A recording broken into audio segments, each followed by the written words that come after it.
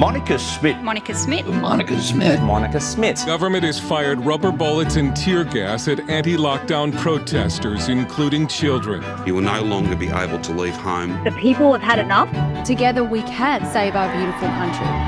Why is Monica Smith getting arrested for incitement when all she is doing is expressing her political opinion? We are not going to give our compliance. Who is speaking out apart from Monica? You can fire them! Put us in jail! We don't care!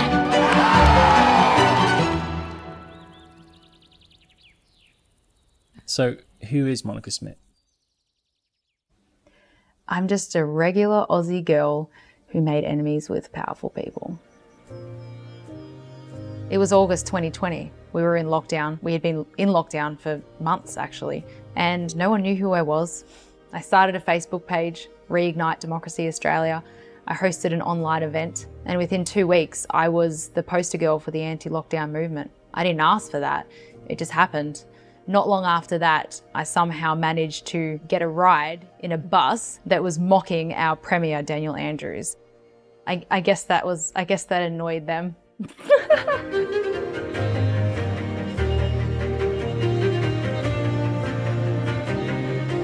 Before I knew it, I was on the news and I was getting all this attention, and I really think that's when Daniel Andrews needed to shut me up one way or another.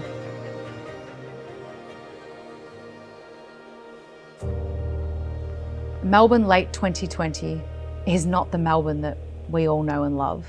Pregnant women were being arrested an hour before an ultrasound appointment in their pajamas. Elderly women were pushed down and then pepper sprayed in the face at close proximity. Protesters who were trying to leave a protest were being shot at with rubber bullets. I mean, there was army tanks going through the streets of Melbourne against peaceful protesters. I've just been pulled over by the cops. At the moment, you're under arrest for incitement. Have you guys been following me? You do not have to say I do anything, but anything you say to you may report and give evidence. Do you understand that? I was surprisingly calm when I got arrested, and it's probably because it wasn't the first time I was arrested. A year earlier, I had been arrested 3 times in one day, and this time I was put in the back of a police van, handcuffed, and I was crying.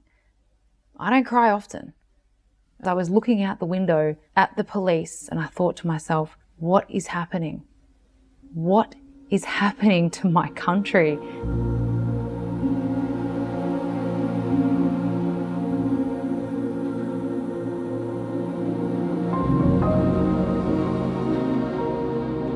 In prison, I obviously had a lot of time to think, and I came up with a quote.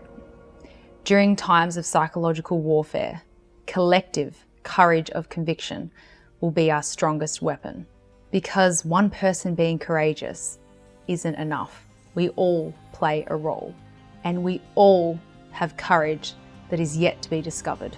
There are rich and powerful people trying to influence policies all over the world, but the one thing they are afraid of is us realizing individually and collectively that all we need to do is unite and keep the faith, and we will have the freedom and the life that we want. We have God on our side, and God always wins in the end.